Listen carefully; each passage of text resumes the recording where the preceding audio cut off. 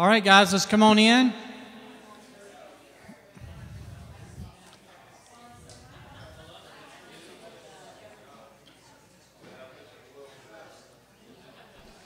Looks like we still got a few finishing up lunch, but we really need to go ahead and move forward so we can stay on schedule here for our banquet.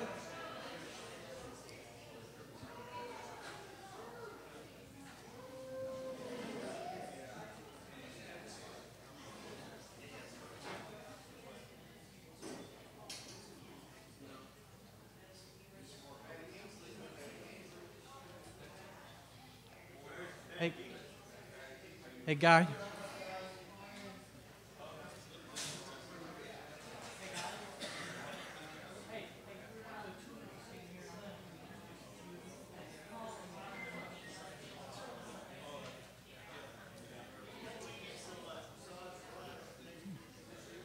All right, guys, come on in so we can get started here.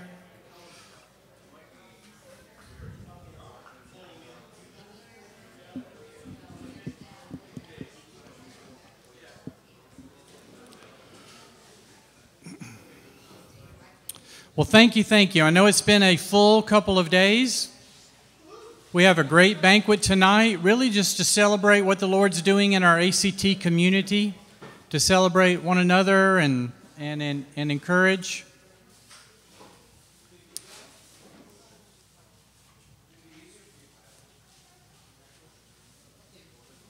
Do you want, it's in the black bag on the pew there. Somewhere down in there, just have to dig, and there you go. As I mentioned yesterday, it has been this year has been a great year in very real ways for me because our team has multiplied what I have kind of spearheaded the last few years. And so it's just been great. And one of the greatest additions is just the expansion of our staff development team. I used to as you well know, there are percentages of the funds that you raise that go to the home office. And out of that home office percentage, I have been paid a salary since I've come on. I still raise some support for some travel and some other things and have my own ministry department. But I do get that. And so, but I used to joke the first 6 to 8 years, I get paid to do the home office administration, and I volunteer to do the staff development because that was my heart right from the start. And Byron always supported and wanted that, but we just didn't have the funds really to fully fund that. So it's just out of my own initiative and Byron's certainly encouragement and all. But we've just been able to multiply. The Lord's blessed. And we're going to hear from two here back to back of your new staff development team. You've already heard a lot from Rob, the Associate Director of Staff Development, and so he's going to come and just share a bit. A wonderful teacher. We've already heard his musical chops, but a wonderful teacher, so he's going to share. And then right after that, I've asked Guy Whitlock. He's going to come up and share just a few minutes from his perspective about what he feels about his role and just what the Lord's laid on his heart. So just an opportunity, again, for you to get to know and hear from what the Lord's doing in our staff development team. As you know, if you haven't already caught it, the three of us love you guys and want to pour our lives into you and assist you and help you move forward in any way that we can. So needs no further introduction other than it's been he shared it's been a transition for him and all of that. It's been a transition for us. But what a welcome addition, and it's been a joy getting to know him, Rob Frazier. Thanks, Larry. Well, you think Dr. Morehouse moved quickly? Wait till you hear me. Because I'm going to try to tackle one of the biggest topics that really exists today. Something that's very near and dear to my heart. I think I mentioned that Byron and I became friends through Williamson College, where we both teach. As my music career was kind of, I was going to say winding down, but really kind of peaking, I felt a strong call toward pastoral work, and so I enrolled in seminary and received a master's in practical theology. And along the way, My own church called me here to be a pastor on pastoral staff here at Belmont Church. And I was also invited to do some teaching, adjunct teaching at a little Christian college called Williamson, where I met Byron. And one of the first courses that I was assigned to teach and then to rewrite was one called Biblical Worldview. And so I want to walk you through a little bit of that today, a rapid-fire pace. I'm compressing an entire semester's course into sort of just some bullet points, leaving a lot of stuff out, but leaving some things in. And I've kind of focused it and customized it a little bit for our purposes today. You think we're ready to go on this? I think I'm going to do this, if I can still stay in camera range and keep an eye on what I'm talking about, because we're going to be walking through pretty quickly. Rather than try to see my outline here, I think I'll watch it on the screen with the rest of you. Let's see if this goes. And so far, not so good. Oh, this is turned off? Can you help me there, Larry? There we go. Worldview. And from an artistic perspective, the question we want to look at, or the topic we want to look at, how what you believe affects what you create. We're all creative people here. And so we don't create in a vacuum. We create out of our worldview, how we see the world. So we're going to look at that topic very briefly this morning and to sort of hit some bullet points, skip over a lot of stuff, but maybe it'll be inspirational to you, informational to you. And my greatest hope is that you'll want to know more, and we'll investigate more, because we're not going to cover the whole topic, obviously, in 20 minutes. What is a worldview? A worldview is a framework or a set of fundamental beliefs through which we view the world and our calling and future in it. This vision need not be fully articulated. Can you read that, or is it too small? It may be so internalized that it goes largely unquestioned. It may not be explicitly developed into a systematic conception of life. It may not be theoretically deepened into a philosophy. Most people don't wake up every morning and say, today I'm going to live by my philosophy. At least I don't. But we all are living according to some philosophy, some idea of life. It may not be codified into a creedal form. What do I mean by that? A creed is a system that people would be able to express in a very simple formula. Christian creeds, I believe in God the Father, I believe in Jesus Christ the Son and the Holy Spirit. That's a creed. So we're talking about something that goes even beyond that. Nevertheless, this vision called worldview is a channel for the ultimate beliefs which give direction and meaning to life. Now that is from an author named James Altheus, who was one of the textbooks I used, called Stained Glass Worldviews on Social Science. So that's what a worldview is. In essence, a framework or set of fundamental beliefs through which we view the world. It's the lenses through which we see. It interprets the visions that come before us in everyday life. So, very simply, it is how we see the world, and it determines the decisions that we make on a moment-by-moment basis. Now, again, we're not thinking that way. We're not waking up every morning saying, today I'm living according to a worldview. But like it or not, believe it or not, we are. We're making decisions on a moment-by-moment basis according to a certain worldview. Let's look at a few that have been identified and see if any of them fit us. The worldview may be a commitment. It may be, and is most likely, a story. As we talked today, this morning, Dr. Wiles talked about the importance of story, of narrative. Or a set of presuppositions, things we just assume. What's an example of a presupposition? It's one you... No, that's something you do. Did you believe that before you saw it? Wow, that's a pretty funny presupposition.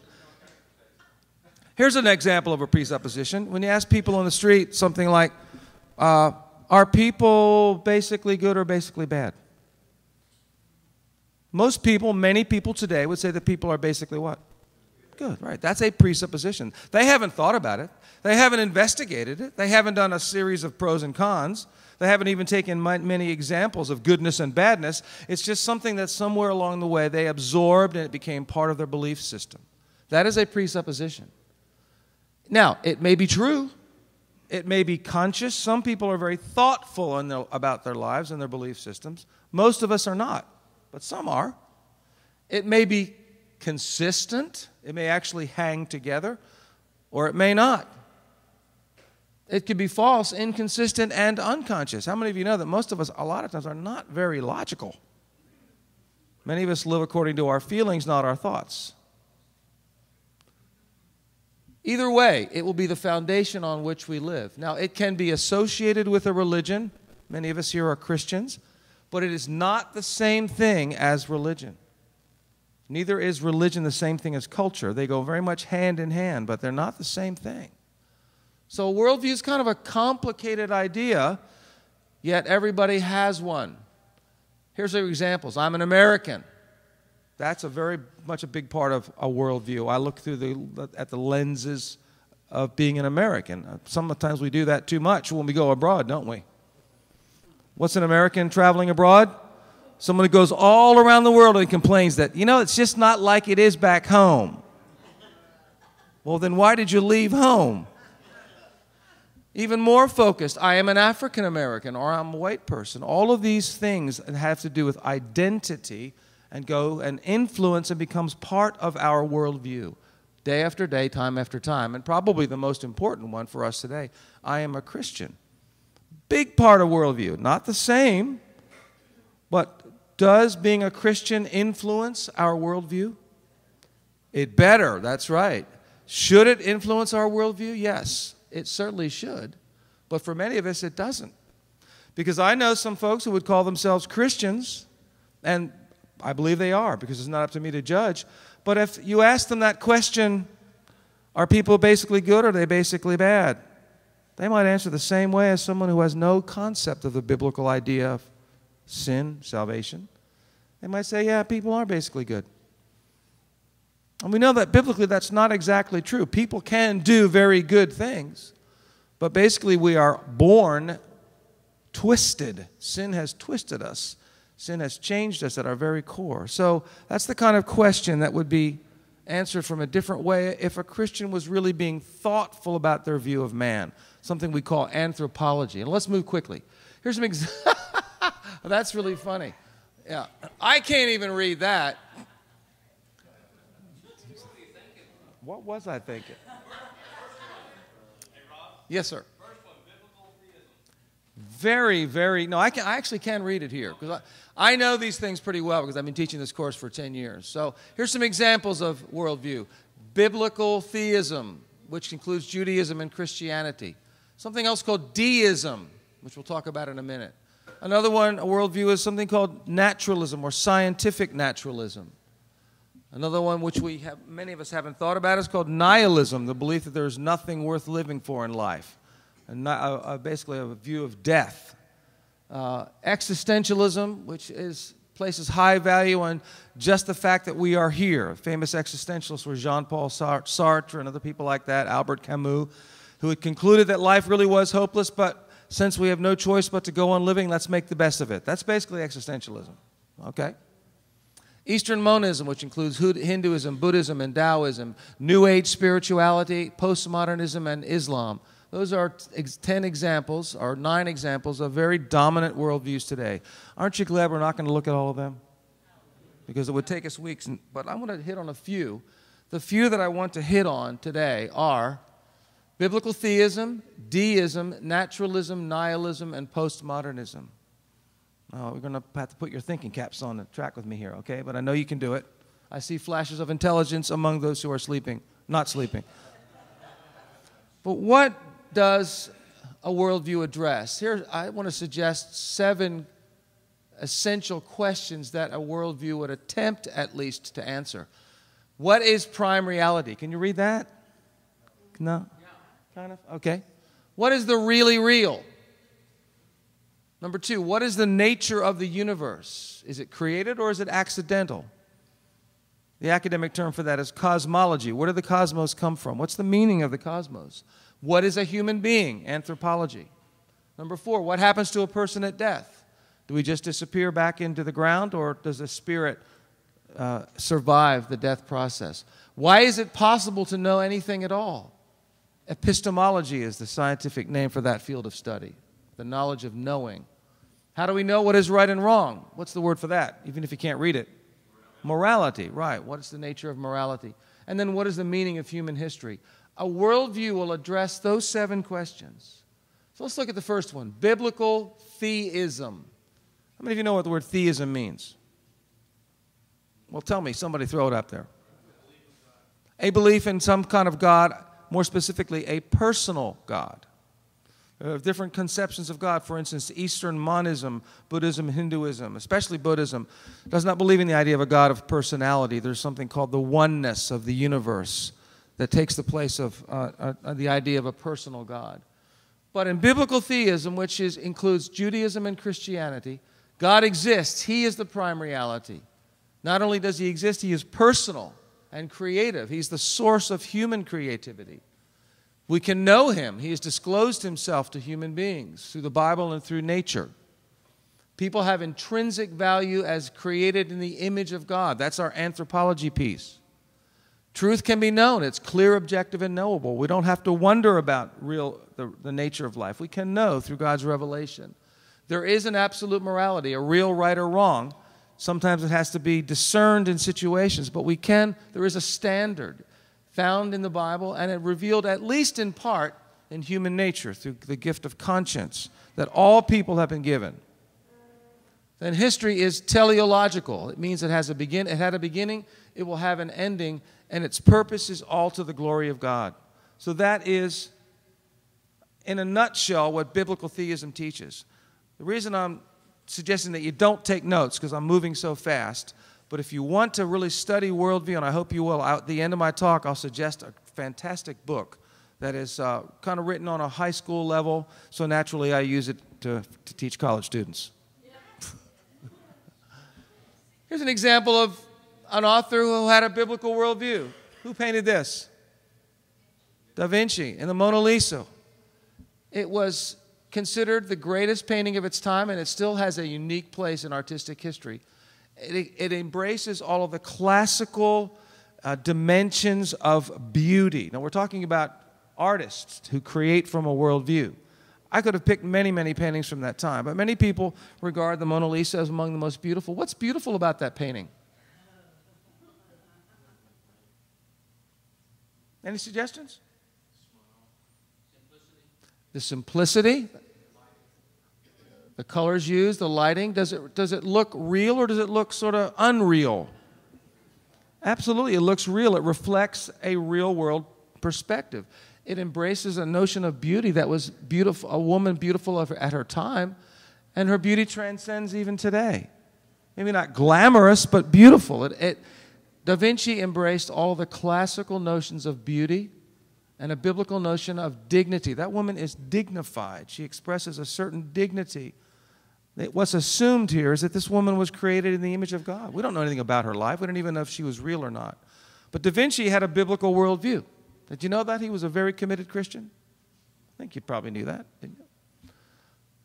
Now, let's move again, because I'm moving at breakneck speed, to something called Deism. Where does the term Deism come from? Anybody know? Where do you think the word Deism has its root? What does it sound like? Deity, right, deity. So it's speaking of a divine being, but not the kind of divine being revealed in the Bible. It was more of the idea of a clockwork God. And this became very prominent at the time of the Enlightenment, about the late 1600s, 1700s, when the vastness of the universe became apparent to scientists of the time, who realized that the world was not the center of the universe, but that our planet was just a small planet in the middle of a huge and vast universe. And so the idea of a God who would be concerned with the ordinary events of human life in the midst of this vast universe of millions and billions of stars seemed just too hard to believe.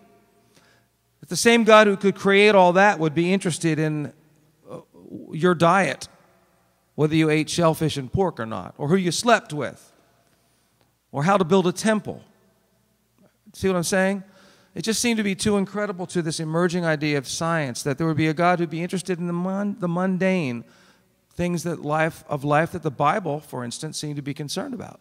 So in order to accommodate the desire to not throw away this thousands of years traditions of biblical truth, The idea of a God who was, well, there, because we know that we see this design in the universe, but he certainly can't be concerned with human lives, not individual human lives. So people like Ben Franklin, Thomas Jefferson, many of the founding fathers embraced an idea of deism. Sure, there's a God, but he's more like a clockwork designer. He put this fantastic clock together called the universe, and then he left.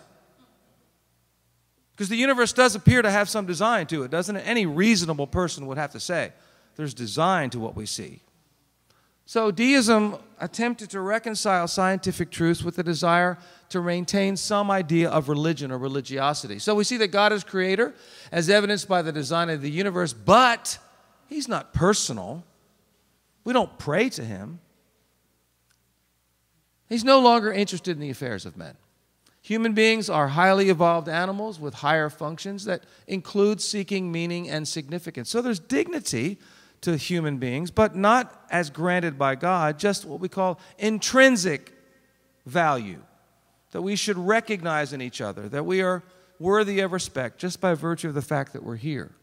Truth is important, but only as a human invention to promote survival. We've got to agree on certain standards, and that applies to morality as well.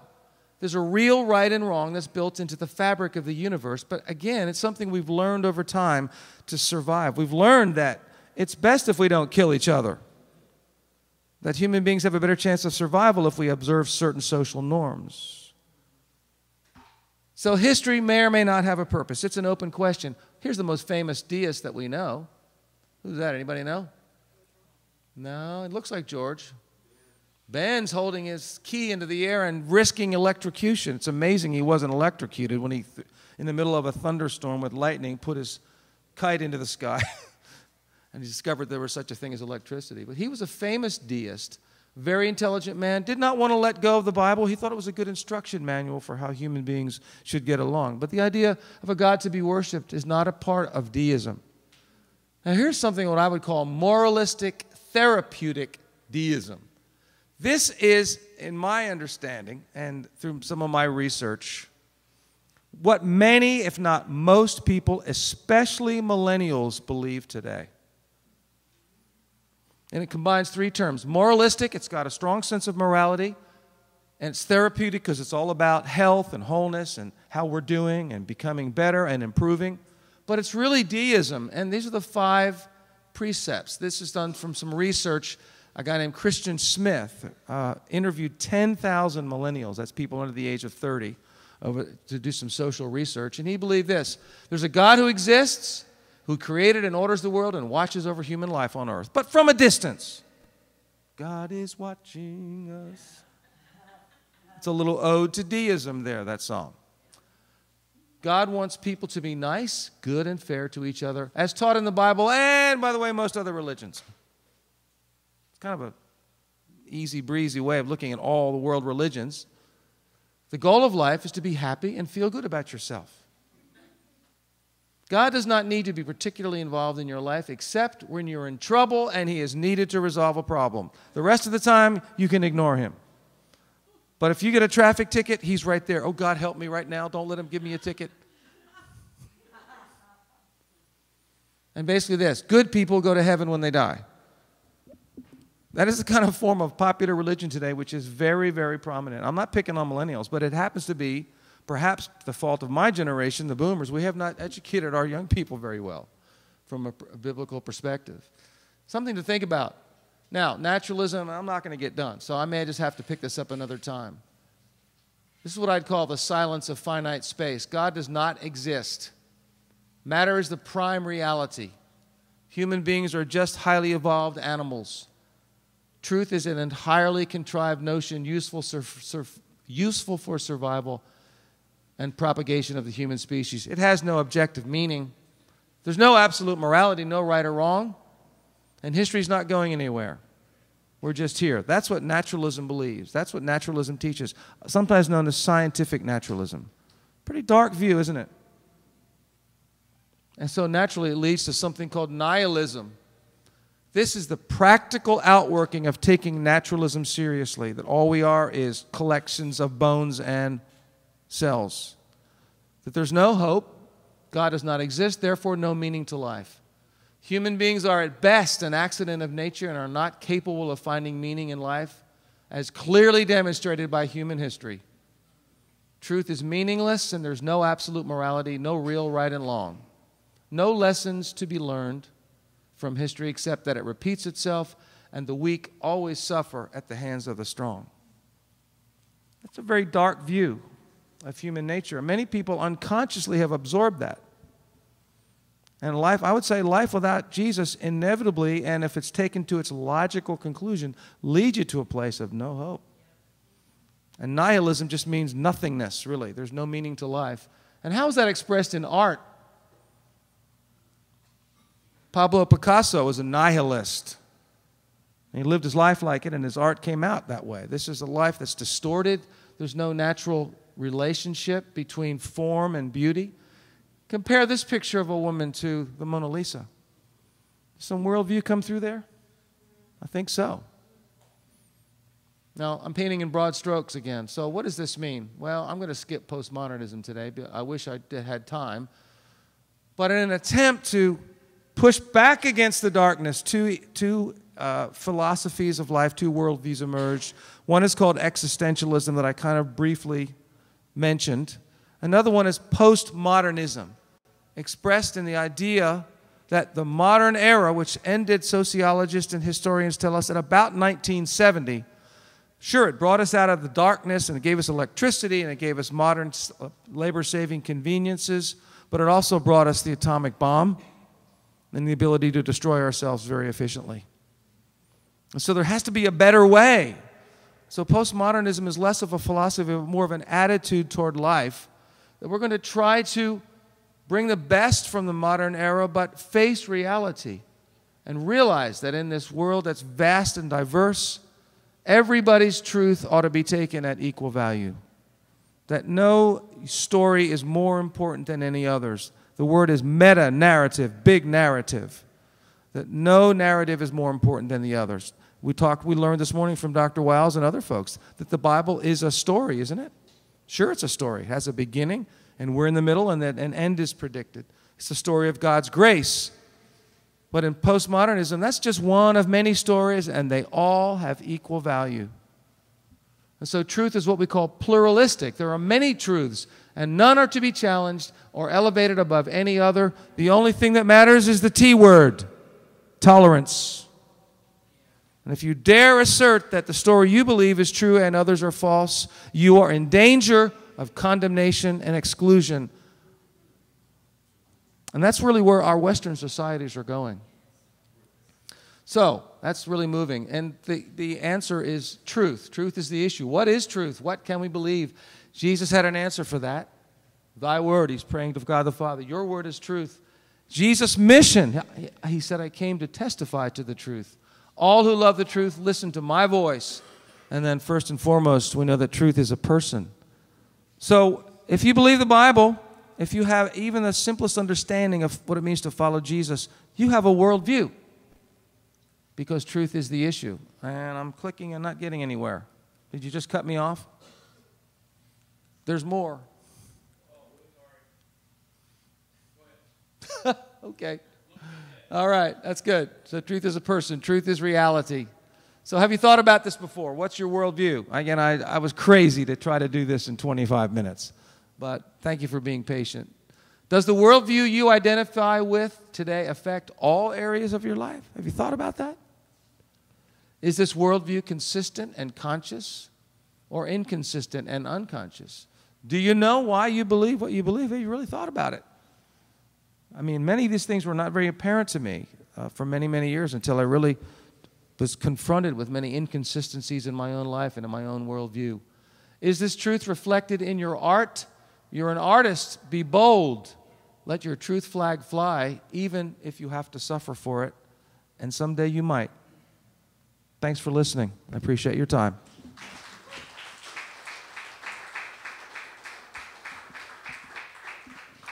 How many of you would be interested in a course further on this? Raise your hand.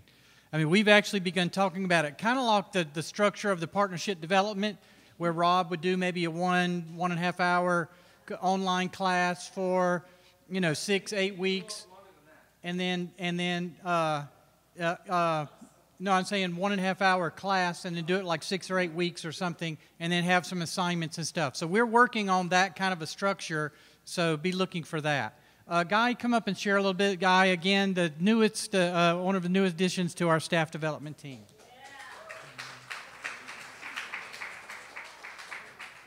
Thank you. It's a joy to be with you. You know, a year ago, that's how new this is for me, really. It's been a year of great growth. I feel like in many ways I'm hitting my stride, or that kind of place I've wanted to arrive is here for me. And it's been a real journey, a combination of a lifetime of things. And I wanted to share with you just a little bit about that. But as I do so, just keep 3 words in your mind, if you will. That is of coaching, care, and community. Because I really feel that's central to who I am as God's child. It's where I work and live best.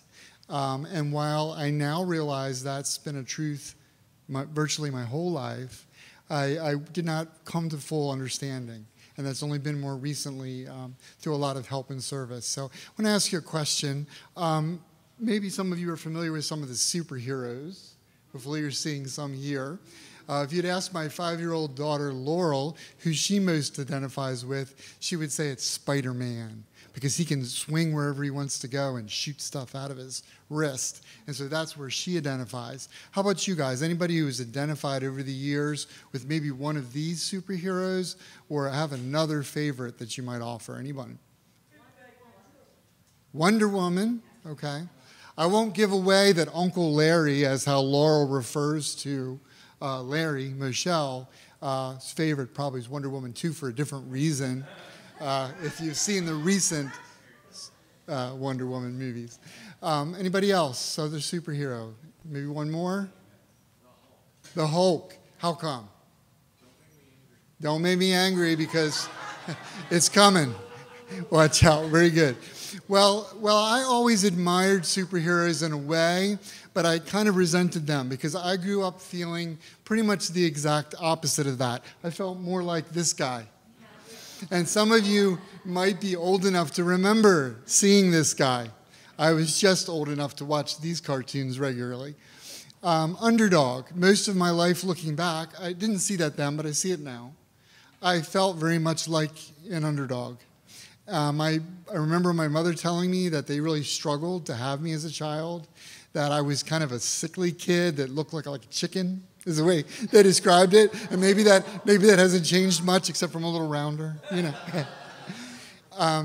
But that stuck with me a little bit, you know, and so I always felt a little bit like that underdog, and maybe because of that, always wanted to be one of those superheroes and an achiever. There was something big that I needed to do. It was going to be prominent in some way. So I always strove really hard to do well in school and things like that, but inside just felt maybe a little inadequate, a little less than that. So one of the things that looking back I see now is that my parents gave me a really ideal childhood. I grew up in one of those communities where you could stay out till the streetlights came on.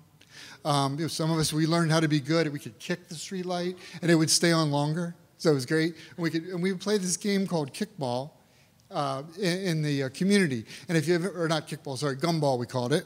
You all know kickball. Gumball's a little different. So you use a kickball, inflated kickball, but you hit it with a bat. And then you run from whatever the bases are in that. In our court, it was the license plate of Mr. Tillman's Ford Mustang. And then it was the oil spot in the neighbor's yard over here. And whatever we had over here, you get the idea. And you'd run the bases, and you could throw the ball at people, hit them, all that good stuff.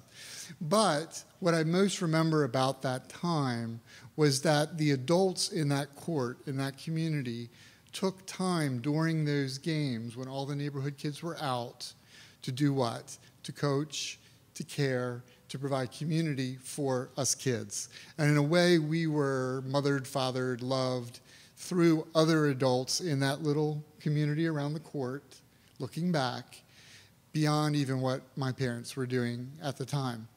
Moving on from that, in high school, I had one particular pastor that decided he was going to share in our lives in that way by bringing a group of 8 or 10 of us to his New Jersey beach house.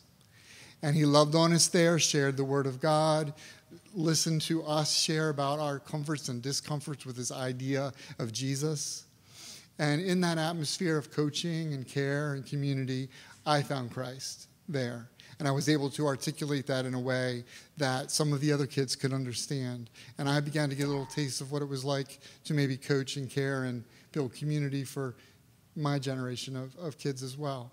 And then as I look past that, there were times where, 3 times particularly that I can think of in my life, where either I was prevented from having access to those 3 things, or I chose to step outside of that coaching, caring community in my life. And in those realities are when I was most vulnerable, or had felt failure in my life, or felt isolated the most. And I didn't see that then, but I see it now. So I wanted to share these lyrics. Perhaps some of you can relate.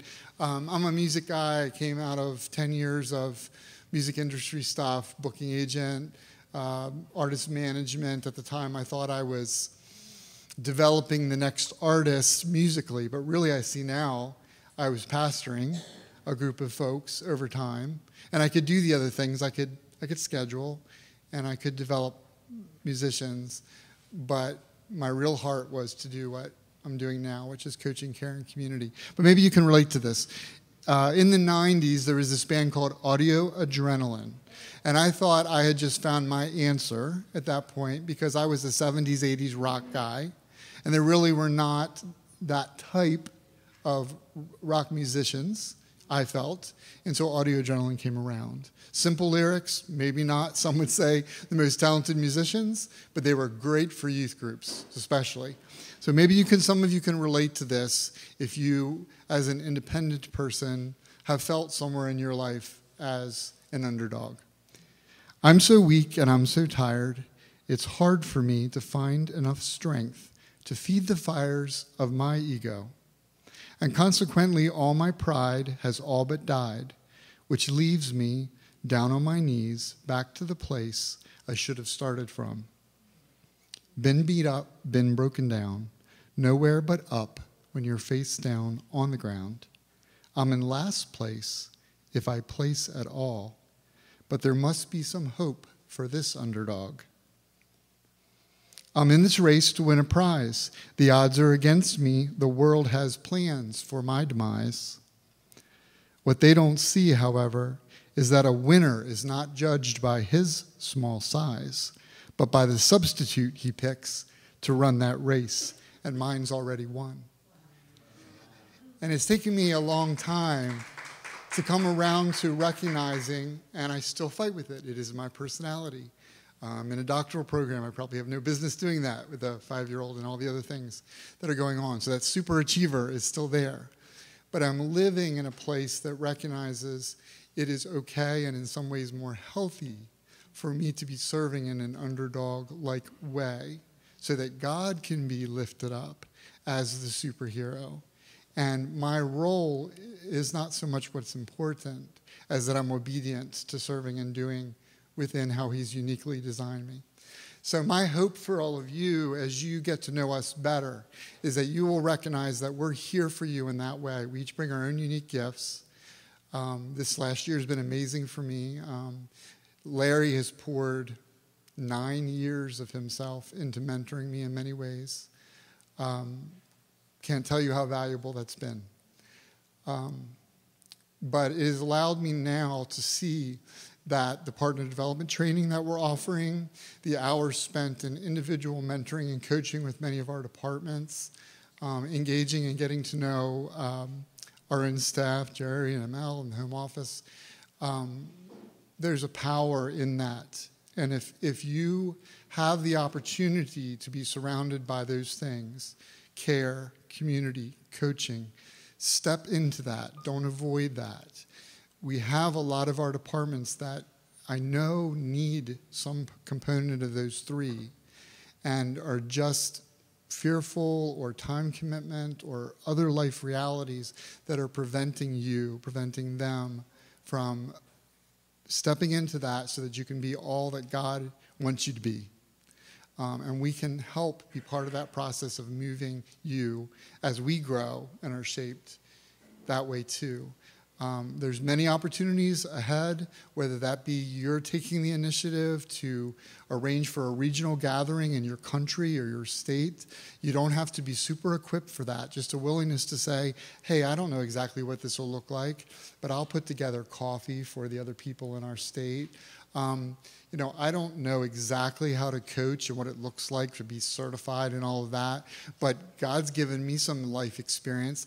I'd be willing to take what I've learned and what I know and pour that into a fellow department and do some of that networking and things that really can help us become, we hate to use the word family, right? Because you're stuck with your family forever, and not necessarily that's the case here, but we are family-like, right? And so you're going to hear me push as much as I'm allowed to push for us becoming a woven community so that we can be more empowered together as a group to advance God's kingdom. So it's a joy to be here. Thank you so much for your time. I'm going to stop there because we're on a timeline. But blessing.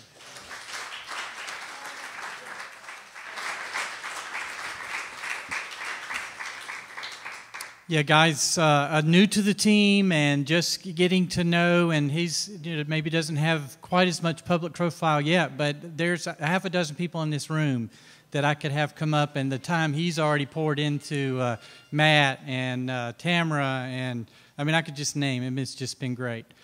Now we're going to move into ministry profiles now. So starting off with Dave Rankin, if you're ready. So we've got Dave and then two others that'll come up right after. And just to hear again a little bit what the Lord's doing in and around our ministry staff. We'll take a minute and pray for each of these. So Dave, come share with us.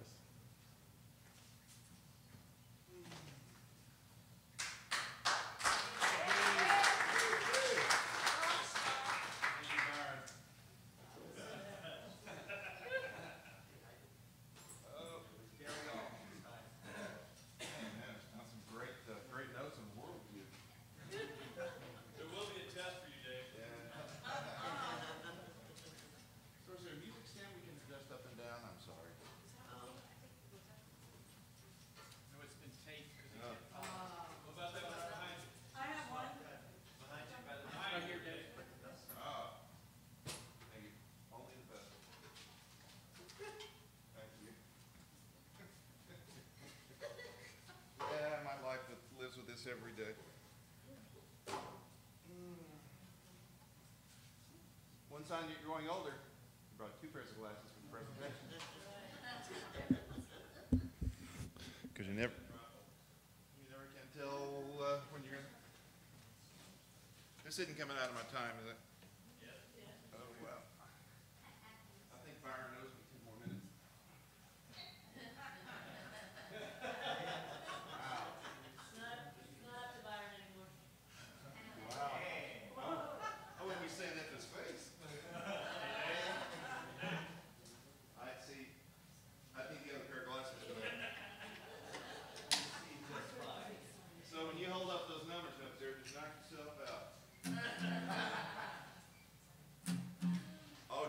Just so I know it's on. Okay. That's what church sounds like in Texas. In Nashville, it's kind of... Hear that thing, yeah. And where I grew up, it was... Yeah. But if I ran church, it would be, there is a well on the hill. You just can't kill for Jesus. There's a well on the hill. Let it be. See? I'd go to that church. Even if, as long as I wasn't singing. I know. Where are you guys? You guys get the fun award, man. Okay, here we go. Here's the format for this evening's festivities. I'm going to shake my finger at you for about 5 minutes, and then instead of trying to tell you, sometimes we have creative gatherings where we should be showing you, and we end up lecturing you for a couple of days. So then let me maybe show you things. And so let me start in one place. I was talking to maybe 2 places, but this is the first place I'm going to start. you ever identify the person? Wow, that lunch was good. Did you ever identify the person who you think you are in the Bible? Okay, I'm 60 years old. It just came to me 2 weeks ago. Jesus is being arrested, right? What does Peter do? Cuts the guy's ear off, right? Pretty good argument for conceal and carry. But that's not the deal. Cuts the guy's ear off, right? What's Jesus do? What's the guy continue to do? He continues to arrest Jesus. What? Come on. I know, thank you. So I'm that guy.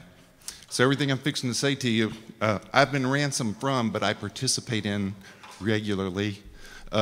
There's sin, but boy, isn't there a lot of bad behavior in the church. And so here's the deal. Each one of y'all, and I hung around Myron too long, so if some of this sounds familiar, you know where it's coming from.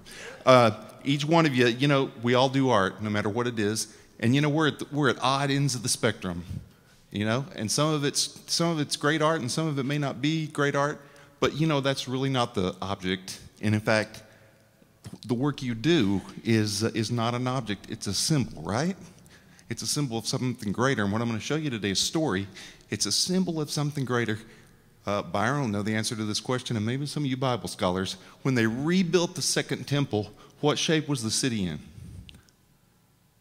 Yeah, thanks, Bible scholars. The city was in ruins. What? Say it again. The city was torn down, and what did they do? They rebuilt the temple. Guys, I know. What do you remember in school? Do you remember all the tests, or do you remember all the field trips? Oh, man, we went to see the Waco Symphony Orchestra. When I got to 4th grade and they brought out that cello, I was in. Have you seen that commercial with a little kid sitting on the steps and he goes, "Hey, Mom, tuba." You seen that one? 6 blocks all the way home, you know, 3rd grade, and I'm dragging a cello. I know. Next question for you. There is going to be a test. And your art is transcendent. Good gosh, your art is transcendent.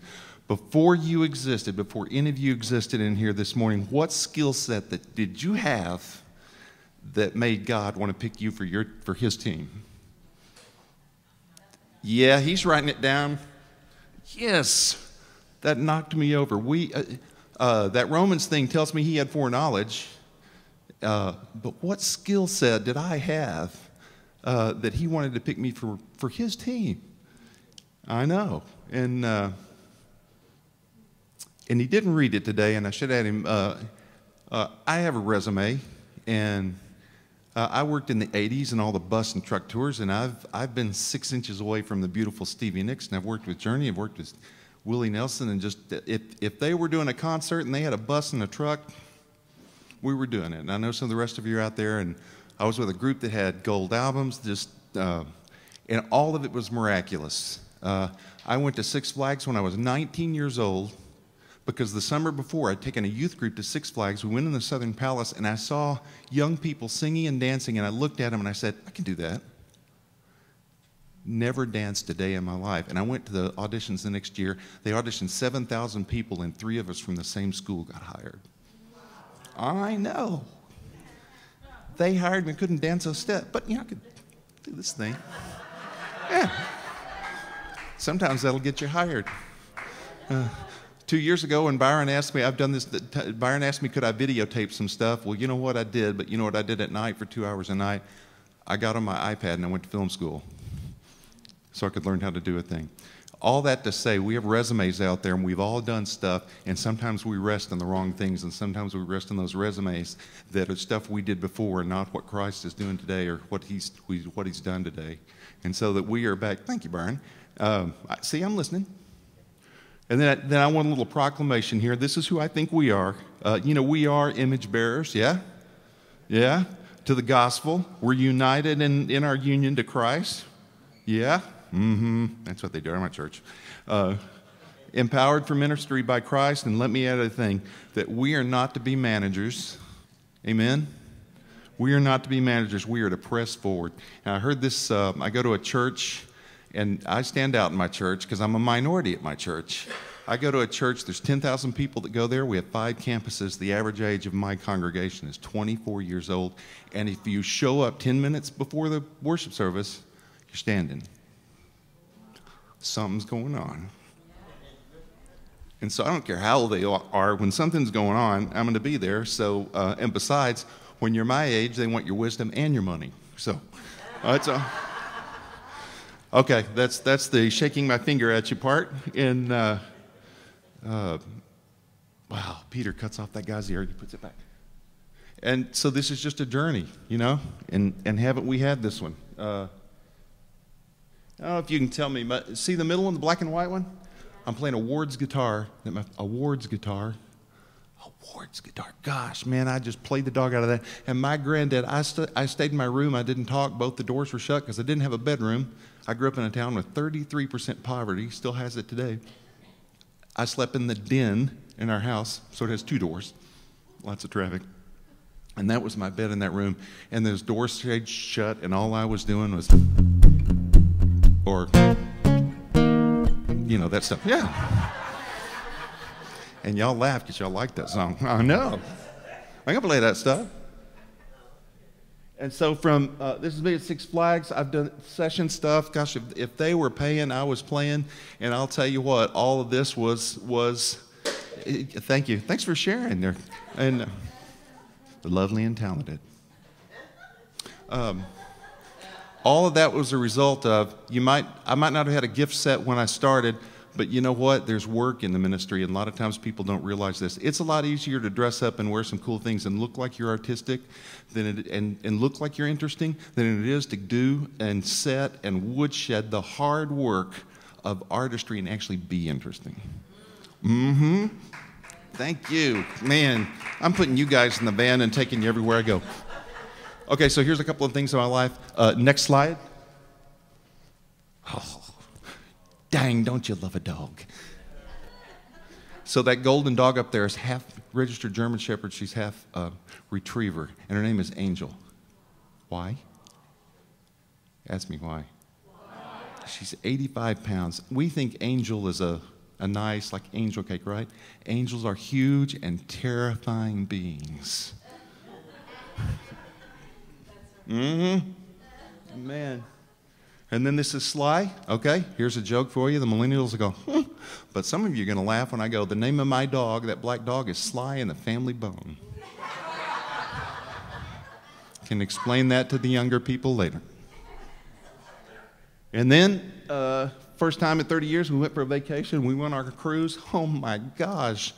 If you know what? If there's a story and a cruise is a reflection of something, man, I'm hoping it's a reflection of heaven. Whew. I have a son that's a writer. He's a 2-year fellowship. That means free school at Chapman University, working on his master's. And you're going to see a piece of his in just a minute. It's the final degree, so you can teach college kids.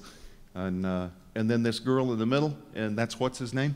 When you go to my house, that's my son-in-law, Kyle. Here's what I trained my German Shepherd to do. I go, Angel, where's Kyle? That never gets old, and he just hates my guts for it. This is my daughter, and I'm going to brag on her because I sent her to medical school. That's why she's wearing the hat. Byron, what do you call somebody that wears that hat? Yeah, doctor. And then that's us pre-Thanksgiving, bottom right-hand corner.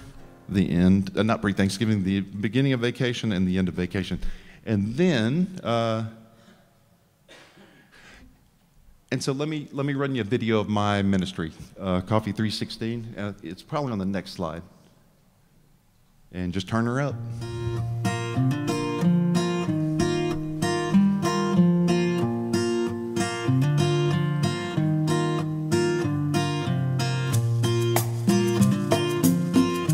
Everyone has a story, a calling, a vision, a dream, a passion for something that only you have been called to do.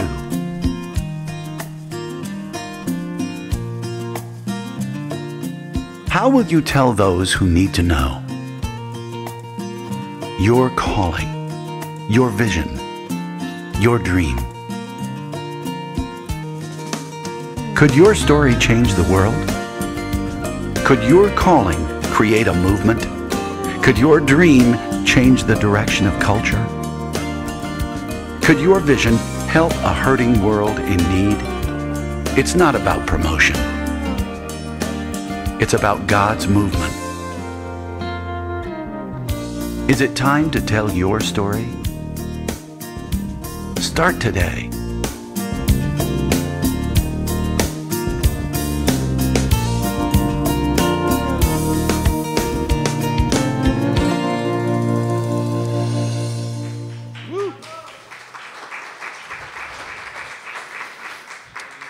You can go to film school on YouTube, y'all. And I did. The next one is, I don't know, it's got a little beat poetry, urban edge to it. Then, you want to see some decent writing? And now for the web. My son's name is David Nathaniel, as in Hawthorne, because his mom's an English teacher, and so is he. David Nathaniel Healy Rankin. If you look at naterankin.com or Nathaniel Healy, you'll find his writing. And this next piece is his writing in my video. So.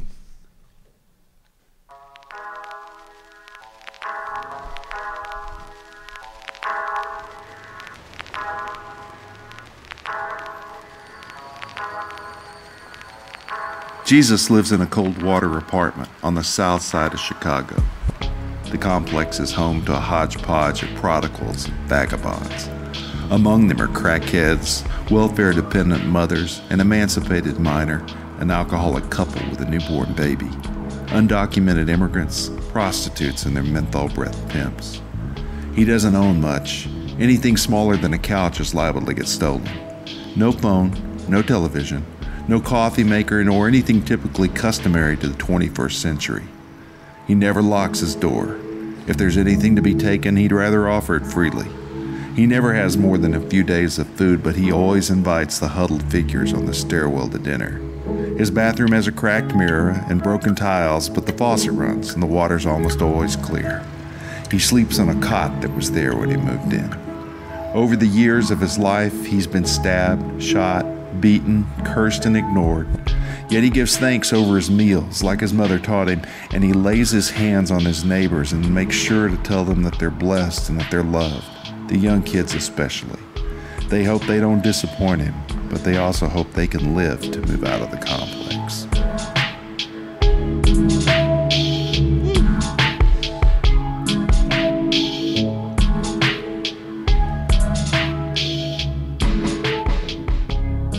I love me a millennial. Whew, mercy. I'm telling you.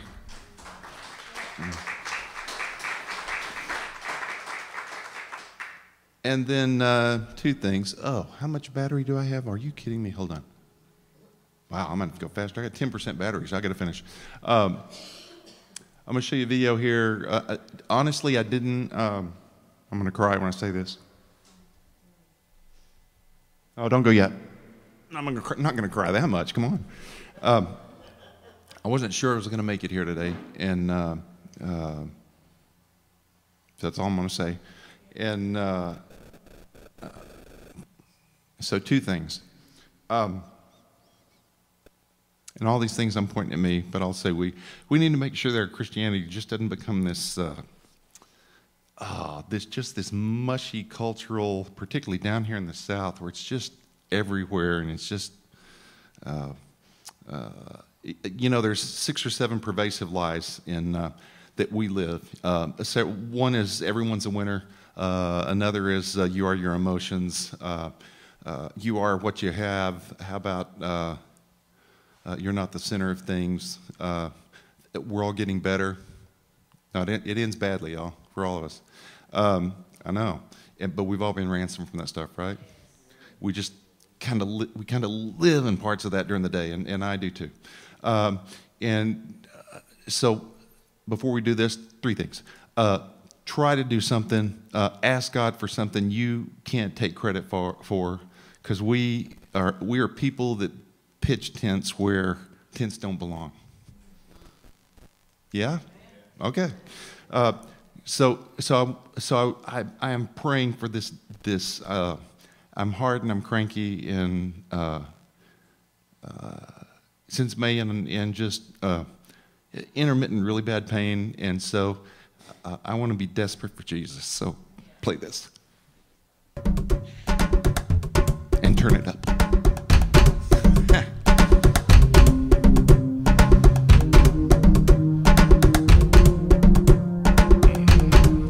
Give me a heart that never sleeps, a heart of grace that always beats for the lost and least of these, and your love.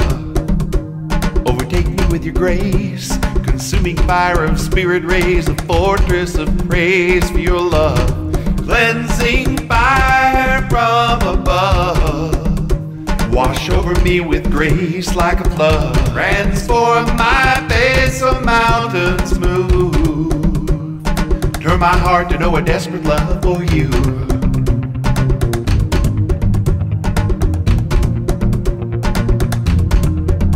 Thousands prayed to be known, a world undone in need of hope, searching for saving faith and your love.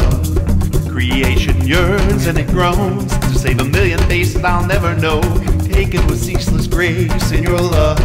Cleansing fire from above, wash over me with grace like a flood. Transform my face so mountains move. Turn my heart to know a desperate love for you.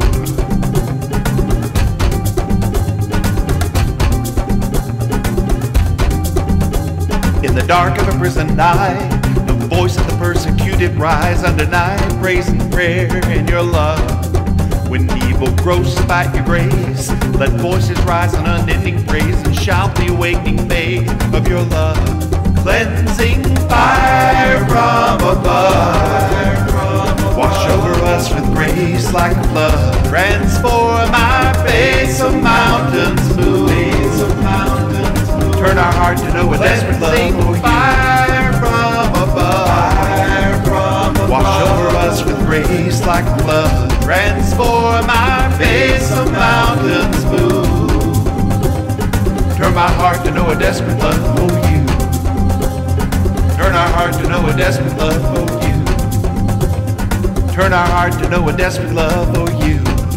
Give me a heart that never sleeps, a heart of grace that always beats for the lost and least of these, and your love. Overtake me with your grace, consuming fire of spirit rays, a fortress of praise for your love. Cleansing fire from above, wash over me with grace like a flood. Transform my face so mountains move. Turn our heart to know a desperate love for you. Turn our heart to know a desperate love for you. Turn our heart to know a desperate love for you.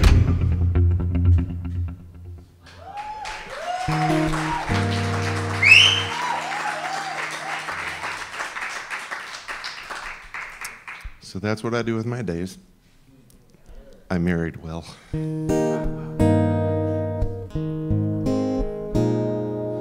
want to say one thing about that song. And Byron will remind me, you know, I know the Bible pretty well, I just knew where the stuff was specifically. But I think it's in Deuteronomy, and it says, you know, our society would take offense at the fact that God is a warrior.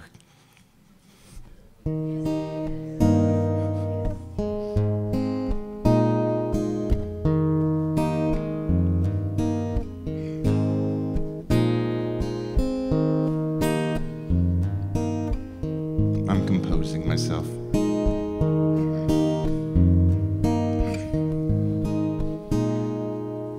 Before I heard God's call, when my days of life were new, my Father was my all. Lord, His love, it came from you. When I could see your love through Him, it was calling to me. That's when I'd run to my Father's arms, run to my Father's arms. Now when I take a fall, lose my way in some dark night, when I've lost it all and my soul is drowned in pride, when I can see something less, Lord, than you see in me, that's when I'll run to my Father's arms, run to my Father's arms. When my life is lost to your will, when my days are gone, when the breath of life in me stills, when you call me home, that's when I'll run, that's when I'll run, that's when I'll run to my Father's arms, run to my Father's arms, run to my Father's arms, run to my Father's arms.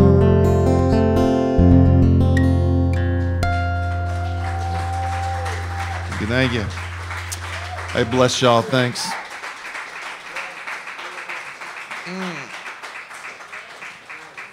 Tamara, you're next, so if you wouldn't mind just kind of making it up this way.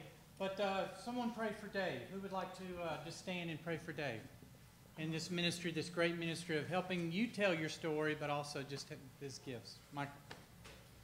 Father God, I thank you for a man that has the talent that you've given him. And I thank you for his heart to bring out your truth through all of his talents and the ones that he's learning. I want to do that. He learns it, doesn't it? Lord, I thank you for that gumption and that chutzpah to just move forth so that you can be glorified by his word, by his songs, by his video. Lord, I thank you for what he's doing and what he is going to do that you've designed him for, that he hasn't even yet begun to realize. I thank you for that in the name of Jesus. Amen.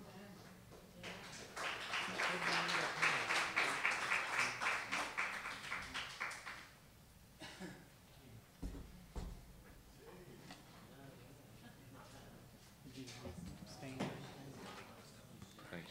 Oh, hey, I'll pick that up.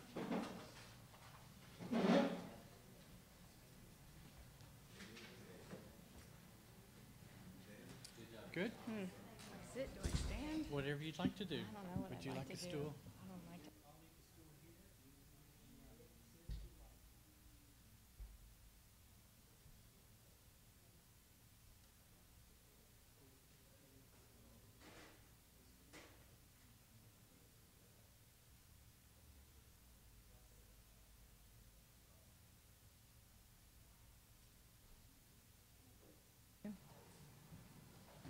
All right, so it's my turn now.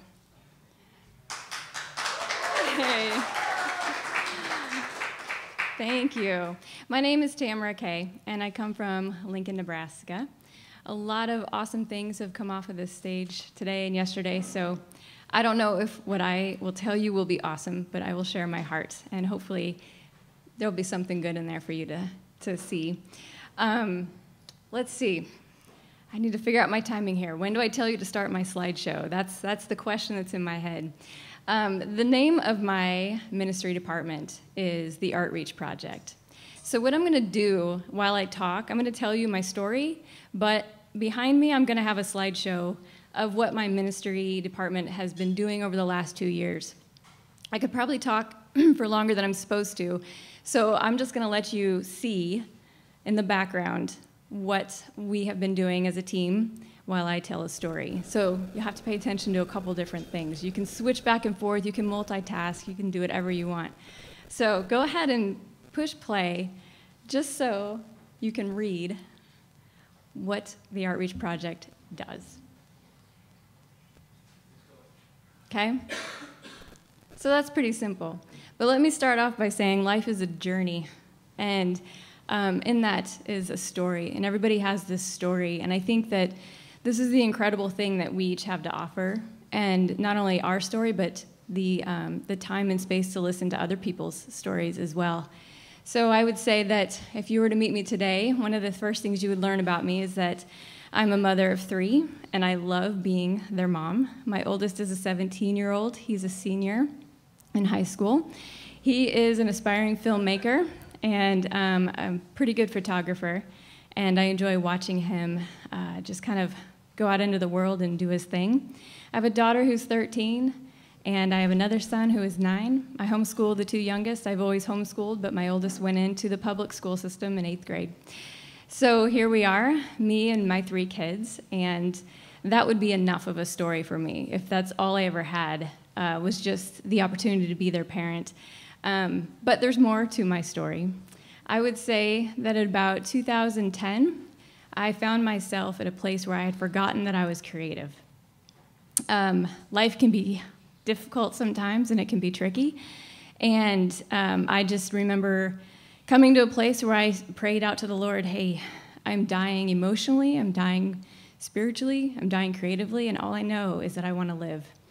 And so there started the journey out of that hole over the next, well, it's 2017, so 7, almost 8 years. God has been really faithfully redeeming a battered, broken life. And one of the things he really did for me was remind me who I was. So not only am I his beloved, but I am also an artist. And he created me that way on purpose. And I had forgotten that I was. And there was many things that happened where I was like, I don't know. I mean, creative people, they make stuff all the time, right? I'm not making anything. Maybe I'm not an artist. And I'd forgotten my voice, and I had stopped listening to it. So at that point in my journey, I needed to go a new direction, and I thought, I've waited too long to do what I'm made to do. So I'm just going to jump in here, and I'm going to start making stuff. And one of the things I needed to do was make money. So I opened up a private art teaching studio and taught lessons to kids. And so I have a bachelor's in fine arts and a master's in special ed. And I put those 2 together with the creative vision of people in my life. Said, hey, put that together, do something with that. So I taught classes for kids and kids with special needs, and just jumped in. And I think I used the phrase, I'm going to fake it till I make it. And I think it was you, Larry, that said, no, you're going to keep practicing until you've got it perfect, or something like, I don't know, something like that. But, you know, a more positive spin on that is just keep doing it. Just keep doing your thing. And so I learned a lot. That was a training ground for me. And I learned, you know, what the creative learner needs. You know, all of us started out so creative, and we forgot that somewhere along the way. I think this happens a lot to people. I'm not the only one. And, you know, I could see as I was working with kids, those different developmental points where things started to shift in their own belief in who they were. And I recognized over a few years of teaching the standard art lesson-based classes, that doesn't really tell people who they are. That doesn't creatively feed them so that they can grow strong in being a creative person. And I think that creativity is something that, if I go back to that biblical model, I think, well, I mean, the Lord himself is creative. He created everything. We're created in his image. So we, too, are creative people. Now, art is one way. I'm a visual artist. So art is one way to be creative, but there are so many other ways. You don't just have to be doing art. And a lot of people will, you know, well, I'm not an artist. They'll start bigger. I'm not creative. I'm not an artist. I can't even draw or paint. And I think, well, you're missing something here, because creativity is not just limited to that form of expression. So what can I do moving forward? This new vision started to kind of crop up in me. What can I do to bring people to that place where they're being reminded of who they are, just like God did for me? So the Art Reach Project started to come out of that idea of, can I make art so easy for people that they'll say yes? So God is creative. He created everything, and then he gave it to us. So giving must be a pretty important component of being creative. And most people, if they don't see themselves as creative, they can see themselves as someone who wants to give. So a lot of these projects that you're seeing back up here have that base of giving to them, an intentional giving component. And it's not always the thing that we hand over. Sometimes it's an opportunity, sometimes it's an experience, or sometimes it's an event. But somehow people are being engaged with that part of themselves. It's like exercising a muscle, you know? Flex that creative muscle. So I thought, okay, this is good. We'll start with that. And I was introduced to ACT in the fall of 2015 by somebody who knew somebody and thought that that might be a good fit for me. So I started talking with the fine folks here at the home office and was immediately encouraged that there was a format here that I could plug right into and just get going with this idea. You know, if I was going to do this on my own, I'd have to rewrite everything I'd already done, change my business model, maybe go get, nonprofit status, do a lot of paperwork and keep track of money and numbers. And I'm like, oh my goodness, that stuff is the bane of my existence. So I just want to create, I just want to envision, I just want to run forward and just bring this to into people's lives. So I told Larry, I'm ready to go now. Let's do this. So, and that was October, November of 2015. And I said, January of 2016, I want to be doing stuff. So the cool thing was I didn't have to make any of that happen. God just kept bringing these projects to me. So I'm not, I didn't do this, I just said yes. Anything I've ever done has been just that simple, yes, okay, let's do it, let's try it. And there was a time where I think that first year, all those projects that were coming to me, so you've seen, we're already at summer here, but you've seen the Visit with Vincent installation, the Pinwheel project, any of those things, those were just people calling me up or me just happening upon it and going, here's an opportunity here, let's chase this one and see what happens.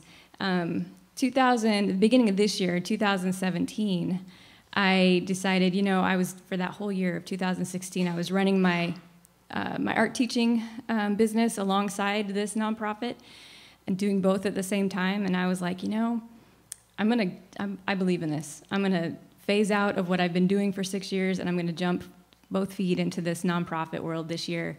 And that's been a pretty phenomenal chase. I've been chasing a lot of ideas and a lot of things, but the journey's been really fantastic. I started out this year, and many times in the background you're seeing what was my garage. So what I did was, where I taught my classes was in my garage. Renovated the garage and turned it into an art studio. And slowly God's been working me out of that garage and out into the world. And when I thought about all the ideas that I had, I thought, I don't know how to communicate this. There's so much complexity to being somebody who wants to encourage others to be creative.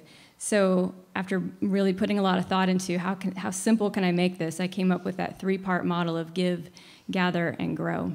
And so what I've observed through knowing artists and getting to meet a lot of fantastic creative people is that artists need basically 3 things. They need to make stuff, whatever your thing is that you make. You need to make money, and you need to be in community. And it's really hard to do all 3 of those things and have them all in place.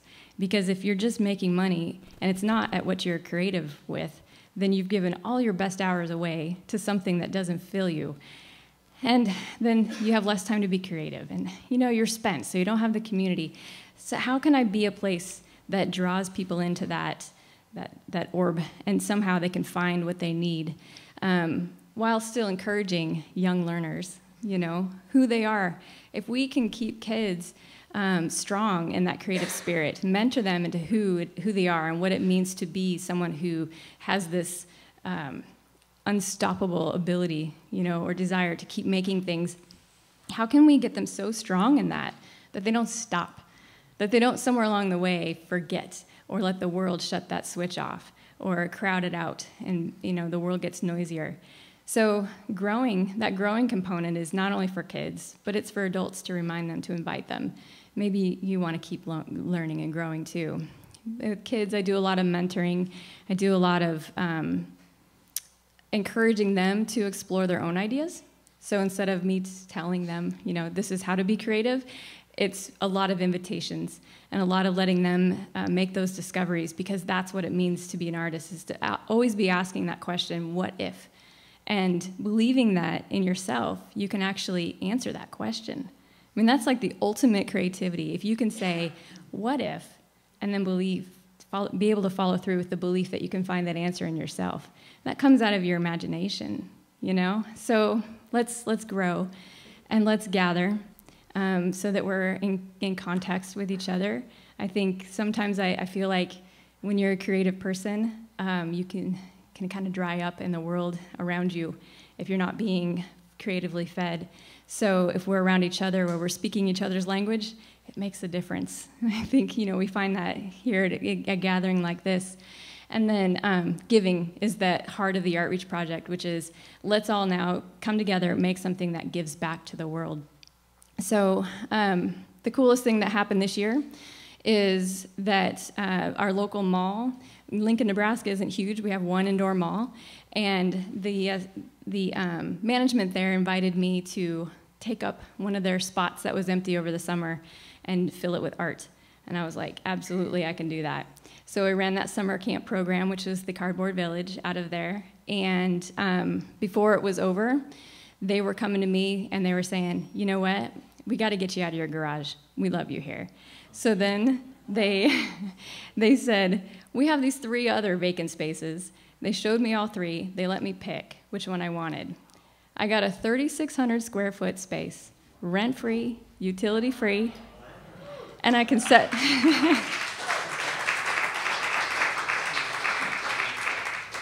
And they're like, you can set your own hours. You don't have to be there all the time. So the coolest thing about that is now that vision has a place where people can walk into it and plug right into it. And it's no longer in my head. It's no longer in my garage. It's out in the community, serving as an outreach, and people are coming along to it and being a part of it, whether it's a volunteer or whether they're walking in because our doors are open and they're like, what is this? I'm really big into interactive spaces, so just walking in the door, I'm hoping you find something to do. But mostly, it's an invitation for stories. It's an invitation for community. I want people to know that they're cared about. I want them to know that God loves them as much as He has loved me, as much as He has redeemed my story, as much as He has reminded me who I am. That's what He wants for each and every one of the people that comes in. And so I identify with the Artists for Community Transformation side, because I don't want to turn people away with that barrier of religious belief. I just believe in you, like I want to know that whoever you are, wherever you come from, you're valuable, and that's just the start of what happens next. So I don't know that I have any particular inspirational thing to close with today, except that for me, it's that faith journey. Not knowing what's next and delighting in that. That's my favorite place to be. And with that, God has done some incredible, incredible things. 7 years going from dead to, having this amazing stuff going on. I'm in awe. I'm in awe of what God is doing. So thanks for listening to me and letting me share that part of my story.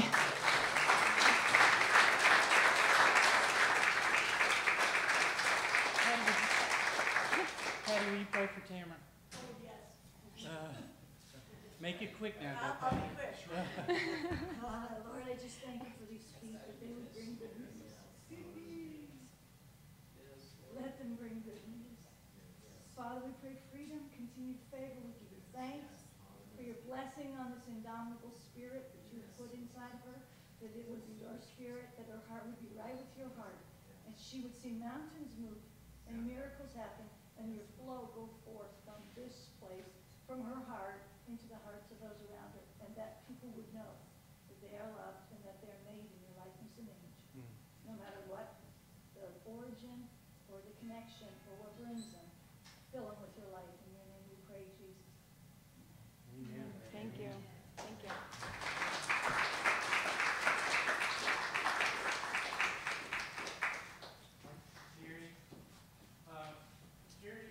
Gerald, could you help bring up this step over here? Just it's in the stairs. Here.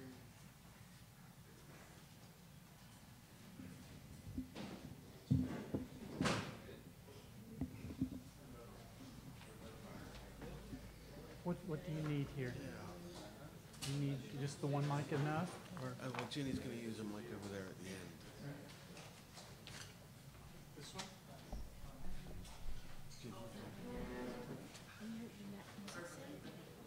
Oh, do you want to stand too? No, I'm going to speak out of this one. Shall I go? Yeah. Do you want the stand? Music stand? Do you want the music stand? No, I'm okay. Okay. Well, good afternoon.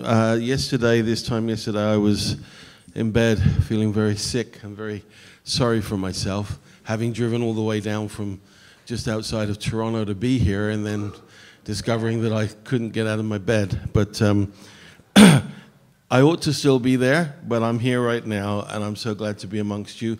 And I've been overwhelmed by Tamara's story.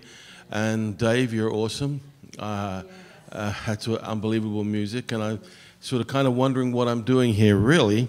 But then one of the things I've learned, wherever the Lord takes you, you just go. Now, I had prepared my talk because I read on the thing that I should take 12 minutes, and I realized why I had prepared it is because there's no way I would have stayed with just 12 minutes.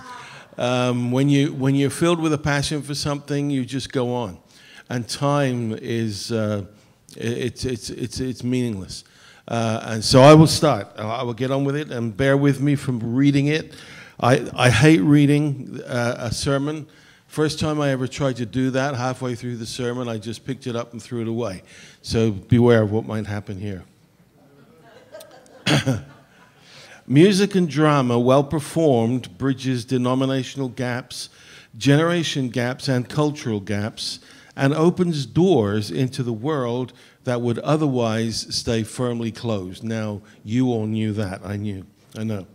For over 30 years now, my wife Ginny and I have been involved in missionary work, primarily in East and West Germany, using music and drama as our primary tool of communication.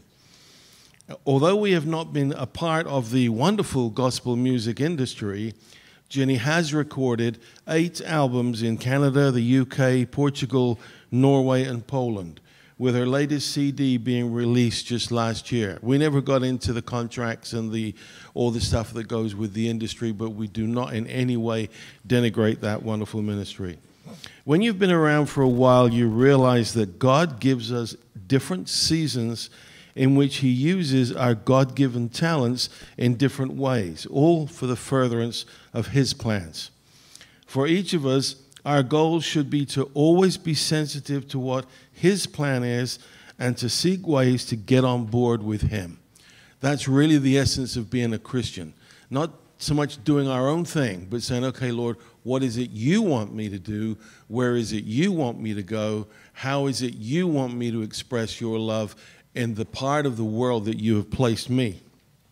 Now, some of this that I'm going to share with you may sound extremely simplistic. We have already been given his very clear and concise mission statement. And from Mark 16:15, he said, "Go into all the world and proclaim the gospel to the whole creation." Couldn't be more simpler than that, could it? The question is, and which we all face, is, well, then how? How do we do this? Now, don't think that anything I'm saying is critical. It's just factual, and it's something for us to consider.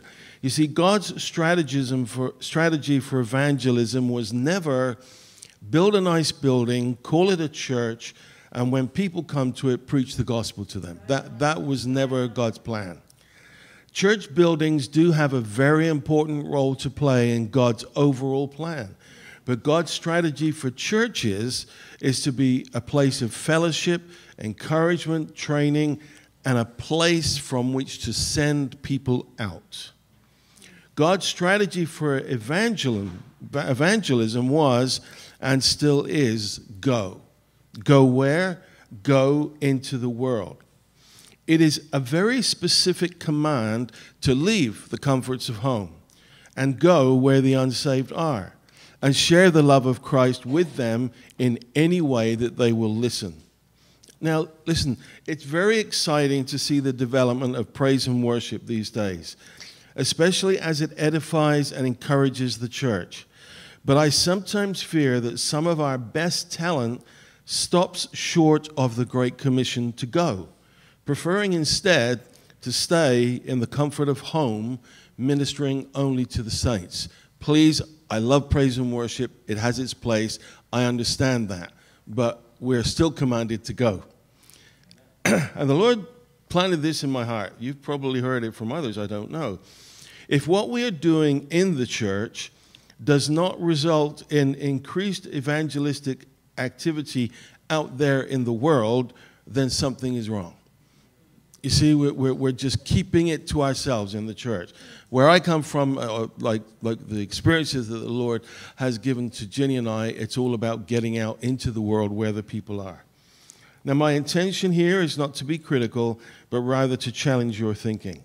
In our churches, we have many wonderful specialist ministries, such as Sunday school, teens ministries, young adults, college and career ministry to sports people, young married, singles, and the list goes on, all there in the church.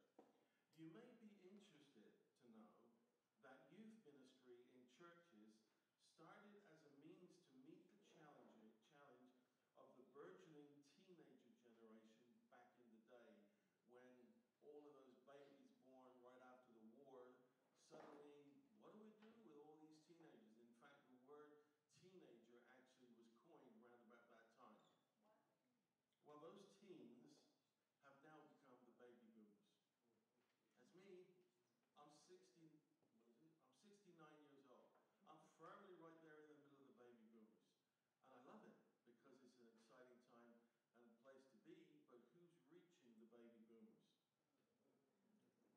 As I said, these teenagers have now become the baby boomer generation, and the challenge is still with us. But when you get to the seniors ministries today, there is a tendency for it to be more social than evangelistic in focus.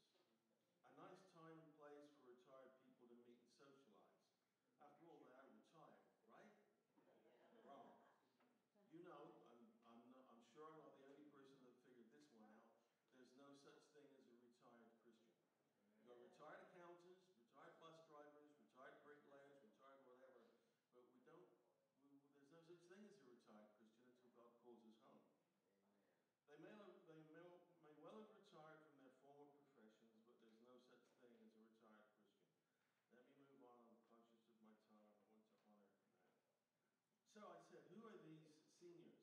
Well, they now have a nice name. They're called baby boomers.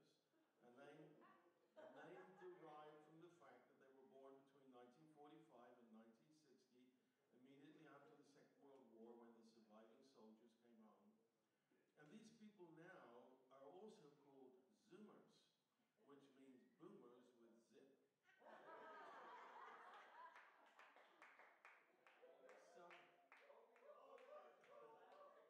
So take your pick, boomers, Zoomers. I'm going to stay with Zoomers because it sounds just a little bit more cool, okay?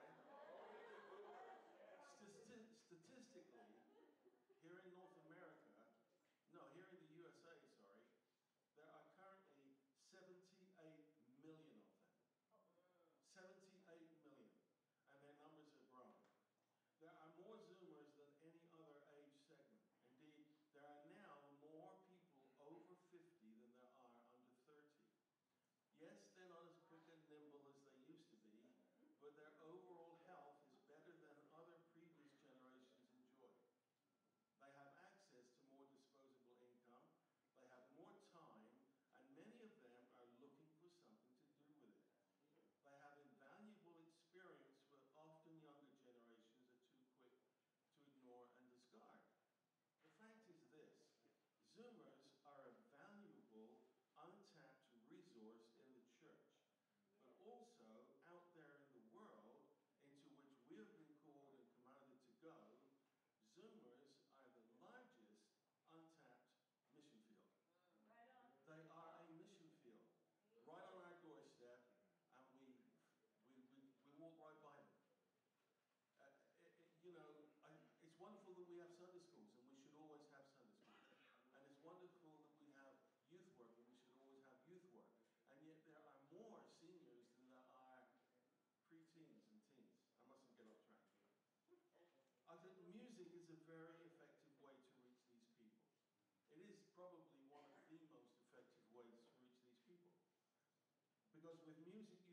actually build a bridge of trust with Zoomers, because they are the generation that ushered in a great resurgence of popular music from big band jazz with Sinatra, etc., to the Beatles era, music that literally flooded the world, and then onto soul music and R&B that had always been there, but now came into the popular mainstream.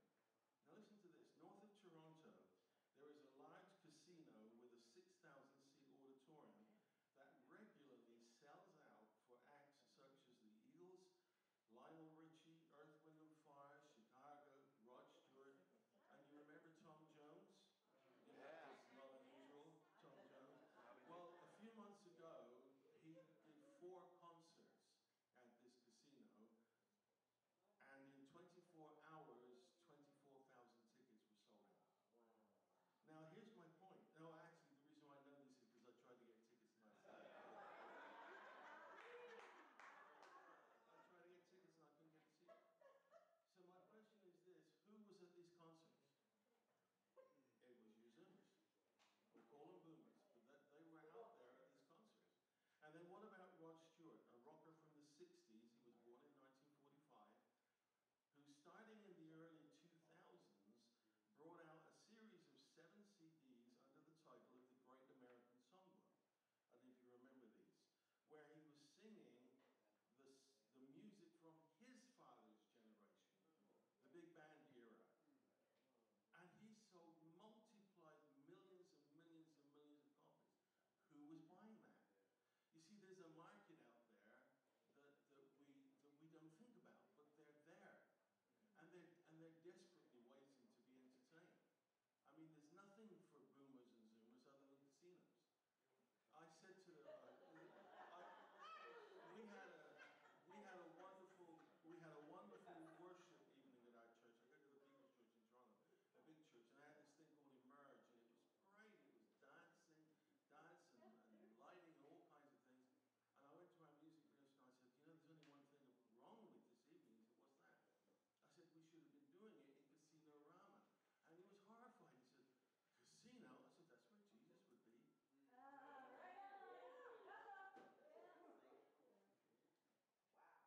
Our nice churches have a purpose and they have a function. But the unsaved people are out there in the world. Anyway, let me just move on here. There is another group of people that I call the Beyond. There are the Zoomers and the Beyond. Okay, is that okay? I'll be very quick. The Beyond are those people who are moving up into the Zoom. See, everyone's going to become a Zoomer one day, whether they like it or not. And they're moving up. They're moving on up. They're moving on up. They're coming on in.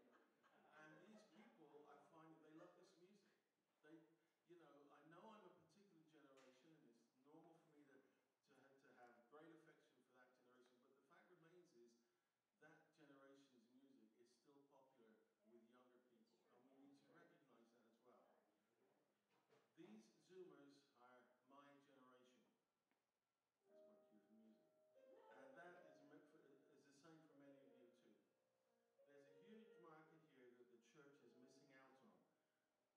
They will not come to you, and that is why God, in his infinite wisdom, said, go, get out of the church building, and go into the world. You'll find these people in retirement homes and in some church seniors groups. There's a rapid increase in the building of retirement homes to meet the increasing demand of the Zoomer generation. And they all want good quality entertainment. So go and find them where they are. Don't take my word for it. Remember the scripture. Go into the world, reach out to the unsaved where they are. And Jenny goes around singing, and she sings Christian songs with insightful lyrics and secular songs which have pertinent words, and songs like this. All right.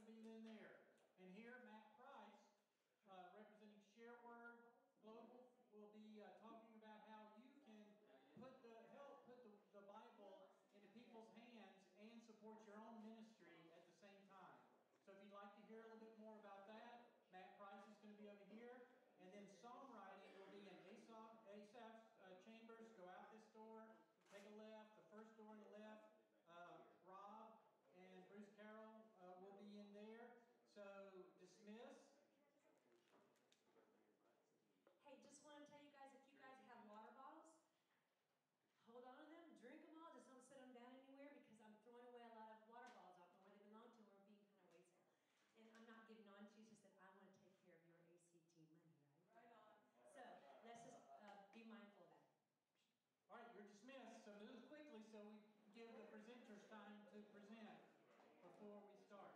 So if you're on Pastor Jerry, stay back in that back corner back there and just circle up. Matt Price in here, songwriting over there. I'm telling you what, I've always wanted to be in the piano part. I'm out of here. I said, she's my woman.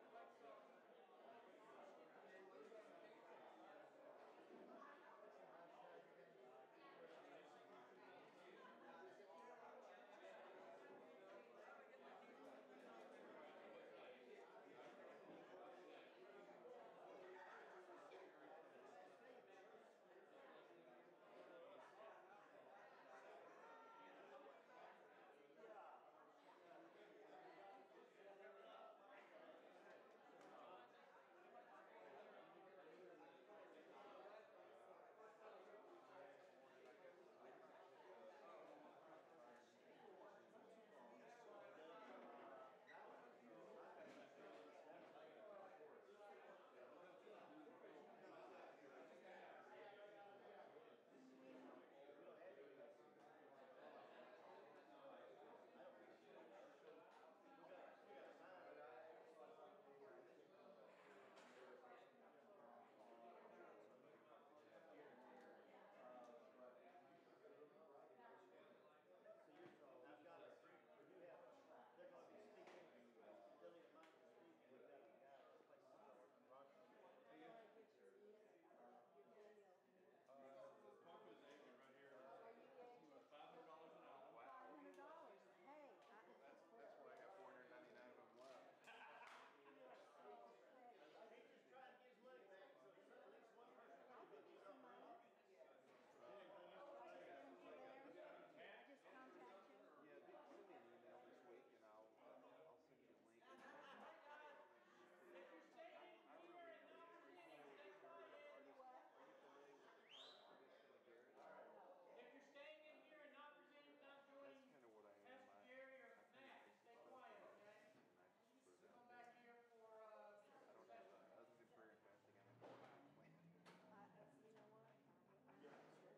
That's all these men go. But how you have it. Hey, Dave, if these guys have a track